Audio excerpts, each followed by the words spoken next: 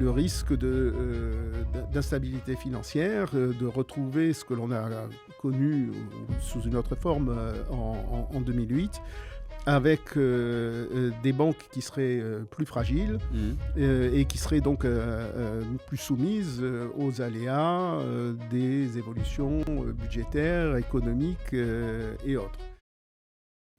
Bonjour à tous, bonjour Philippe. Bonjour. Merci à nouveau d'être présent pour ce dernier webinaire De la saison. Bien sûr, on se retrouve dès septembre, sauf si effectivement il y a des sujets qui pourraient être soulevés et qui pourraient nous amener à intervenir sur le mois d'août. L'idée aujourd'hui, c'est de reprendre un peu nos conclusions de début juin.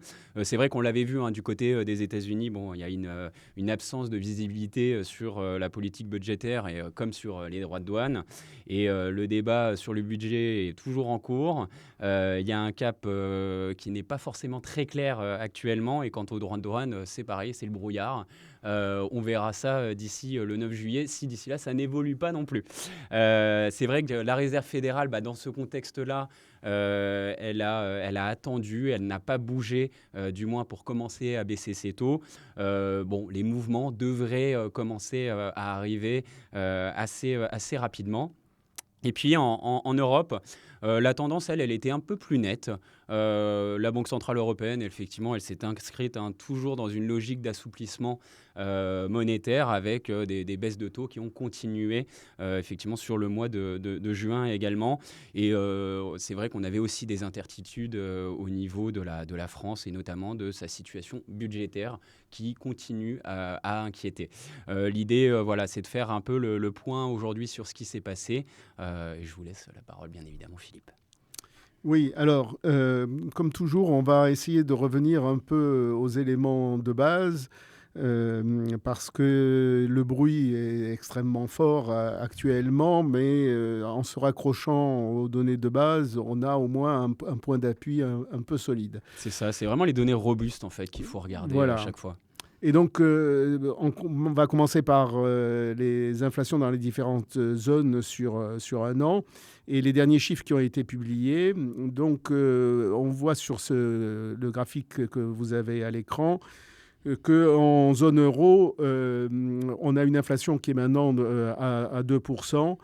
Ce qui est l'objectif de la BCE. En France, on est au-dessous avec 0,9, même si c'est un peu plus élevé qu'au mois de mai, on reste à des niveaux très bas. Et aux États-Unis, on a aussi une inflation qui est à 2,4. Là aussi, c'est un peu plus élevé que précédemment, mais on voit bien que la tendance est quand même à une inflation qui reste très maîtrisée, malgré, pour l'instant, l'instauration des droits de douane, parce que si les discussions ne sont pas terminées, il y a déjà des droits de douane qui ont été appliqués depuis un petit moment au premier semestre. Donc l'inflation aujourd'hui converge vers les objectifs des banques centrales, qui est 2%, aussi bien aux États-Unis qu'en zone euro. Donc on a un atterrissage en douceur. Voilà, ce qui était effectivement une bonne chose et qui justifie des baisses de taux. Un des éléments qui explique cette baisse de l'inflation, c'est la baisse des prix de l'énergie depuis le début de l'année. Nous vous avons mis sur ces graphiques les prix du pétrole et les prix du gaz, et vous voyez que les deux sont à la baisse. D'autant plus à la baisse pour des Européens que là, ce sont les prix du pétrole et du gaz en dollars, et que le dollar, on va le voir sur le graphique plus suivant qui est ici, a fortement baissé depuis le début de l'année contre l'euro de plus de 13%.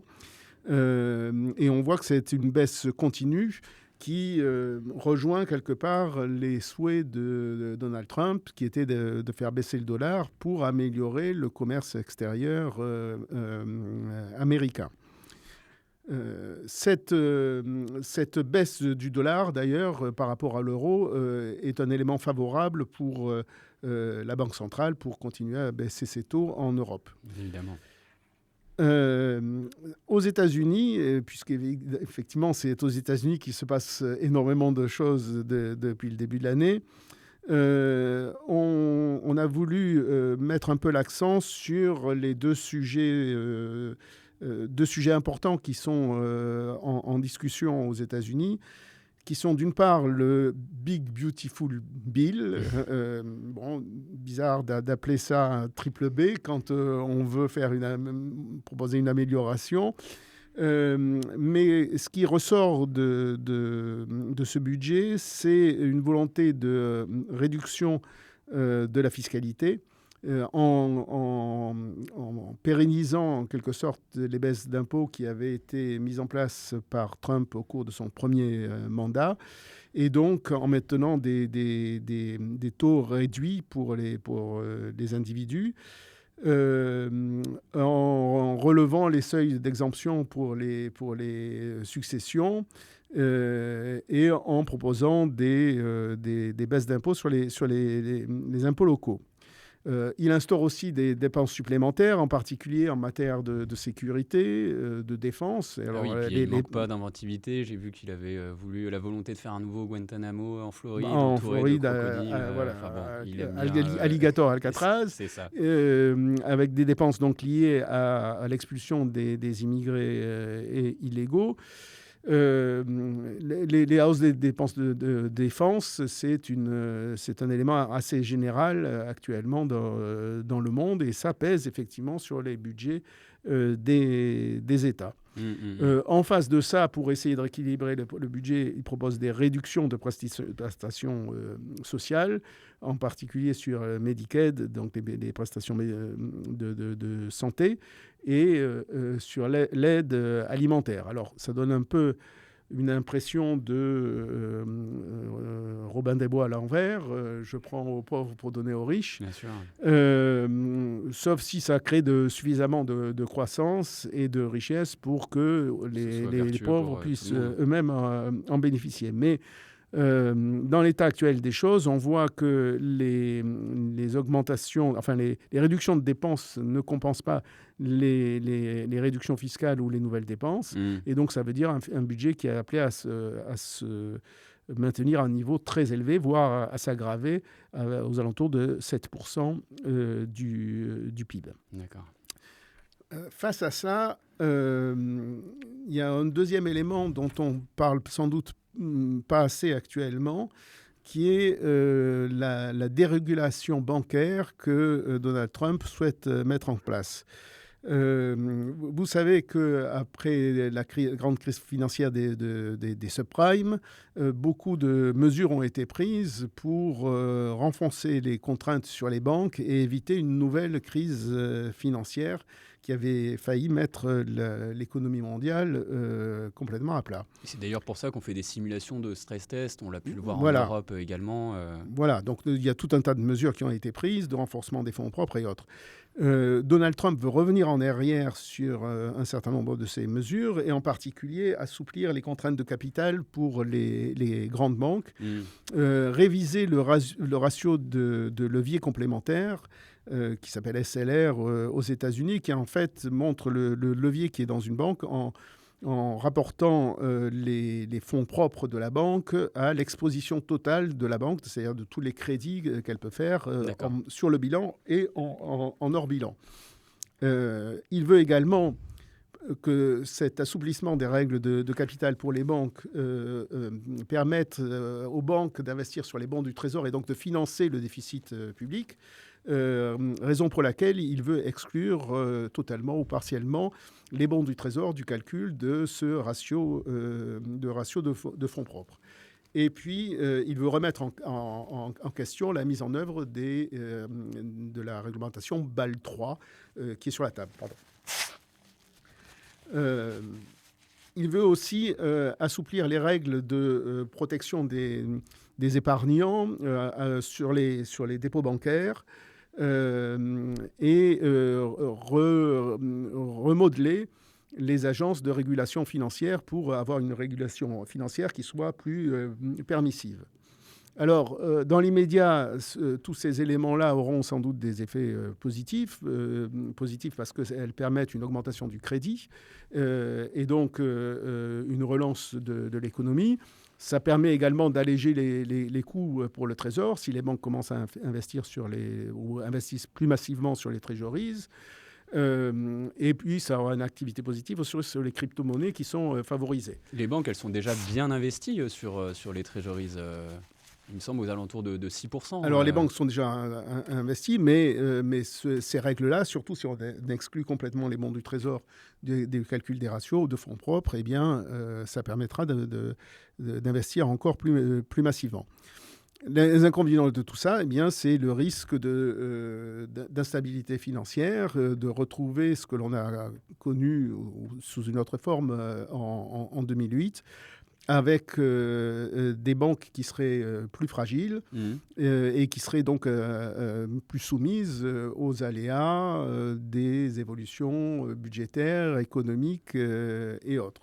Et donc un affaiblissement également de la protection des déposants. Donc si on baisse la régulation financière, si on autorise un effet de levier plus important aux banques, évidemment, on fragilise le secteur financier globalement.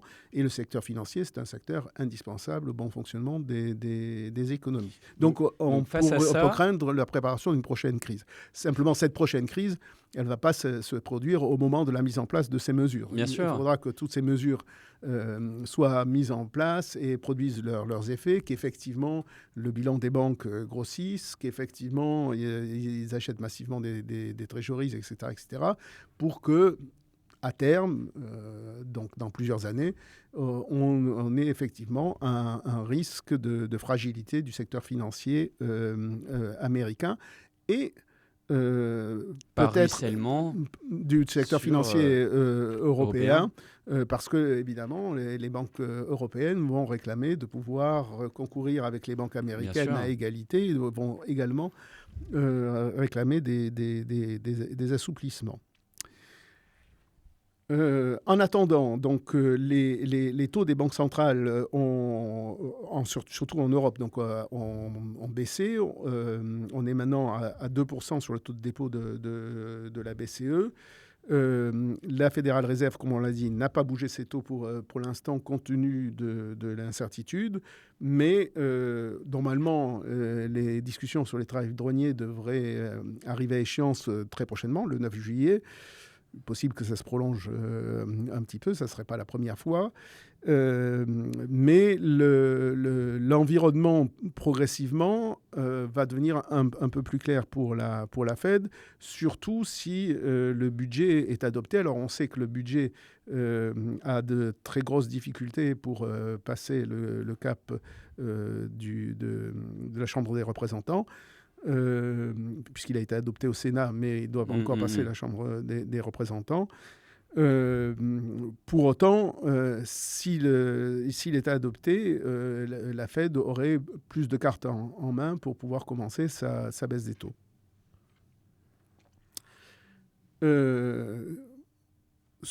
La traduction de tout cela sur les courbes de taux, comme on l'a dit précédemment, ça continue à produire une pontification des courbes de taux, parce que si les taux courts, en particulier en Europe, baissent et que par ailleurs il y a des incertitudes budgétaires, et les incertitudes budgétaires sont grandes en Europe, en particulier en France, et aussi aux États-Unis, les taux longs, eux, ne baissent pas, en tous les cas pas dans la proportion des taux courts, et peuvent même à certains moments monter, comme on l'a vu hier, avec l'incidence sur les taux, sur les gilts, sur les taux de la Grande-Bretagne, et tout ça pour des raisons qui peuvent paraître un peu futiles, quelques larmes d'une ministre des Finances. Donc on voit la fragilité et la nervosité des marchés obligataires sur les taux longs, qui fait que ces taux longs, pour l'instant, sont relativement élevés par rapport aux taux courts, et restent élevés, et pourraient le rester,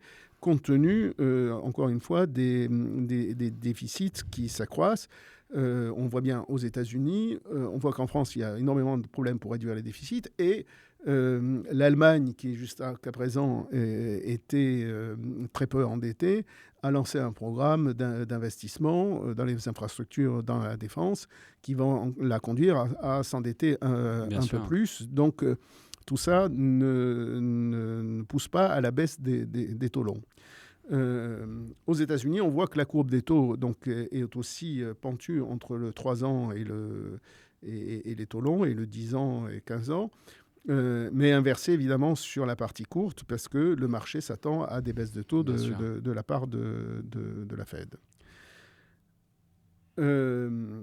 Si on regarde ce qui s'est passé maintenant du côté du crédit, et c'est assez illustratif, je pense, de la situation, on voit que sur un mois, les écarts de taux entre les entreprises et les États se sont réduits, puisqu'on voit que l'indice des obligataires des entreprises a surperformé largement l'indice obligataire des États. Ce qui montre une fois de plus que les investisseurs se méfient de la dette d'État et préfèrent aujourd'hui la dette d'entreprises qui paraissent plus solides, mieux gérées finalement que les États. Ça, c'est en attente des prochains résultats des entreprises qui devraient sortir assez incessamment. Dans la prochaine campagne effectivement de publication. Voilà, donc sur le fonds que nous conseillons, le fonds Origine, on a donc maintenant atteint un peu une duration de croisière, si je puis dire, avec une vie moyenne qui est aux alentours de 5 ans et demi, et on continue à bénéficier de la pente de la courbe des taux, qui fait que le temps passant, les taux sur les emprunts achetés baissent, et donc le prix des obligations augmente. Voilà ce que l'on voulait dire sur la situation ce mois-ci. Et si l'on regarde maintenant nos anticipations donc, pour le deuxième semestre, eh bien, on a peu bougé finalement sur ces anticipations, qui sont une poursuite de la baisse des taux, à la fois de la part de la Fed et de la BCE. Donc la Fed devrait s'y mettre, puisqu'elle n'a pas baissé ses taux pour l'instant du tout depuis le début de l'année, et la BCE devait le poursuivre. La BCE arrive plus près du taux de stabilité probablement, hein, avec 2%. On pourrait avoir encore une ou deux baisses des taux d'ici la fin de l'année, mais une bonne partie du chemin a déjà été opérée, contrairement à ce qui s'est passé aux États-Unis. Les déficits budgétaires excessifs aux États-Unis comme en Europe font planer une menace assez sérieuse sur les économies. On le voit bien, toutes les mesures que l'on a décrites sur les banques qui conduisent à assouplir les règles prudentielles, même si comme vous l'avez dit, Édouard, les stress tests pour l'instant sont très bons, mais que seront-ils une fois que toutes ces mesures auront été mises en place ? On peut dire que ces déficits budgétaires, ça pousse donc à assouplir les règles prudentielles sur les banques. Ça poussera éventuellement les banques centrales à reprendre un quantitative easing ou autre, enfin des mesures non orthodoxes qui fragilisent clairement les économies, qui ont un effet pousse au crime. Et donc tout cela devrait faire que les taux longs devraient rester relativement élevés par rapport aux taux courts, avec une certaine volatilité, comme on l'a vu justement sur le gilt hier, parce qu'il y a une nervosité des opérateurs qui est légitime sur ces dettes d'État. Merci beaucoup, Philippe, pour ces explications. Merci à vous tous de nous avoir suivis. N'hésitez pas d'ailleurs à revenir vers nous si jamais vous souhaitez approfondir un peu plus sur les marchés de taux. Avec plaisir, bien évidemment, pour échanger avec vous. Merci de rester fidèle à ce webinaire. Et on se voit à la rentrée si jamais tout se passe bien. En tout cas, c'est ce qu'on souhaite pour ces vacances d'été. Merci à vous tous. Bonnes vacances à tout le monde.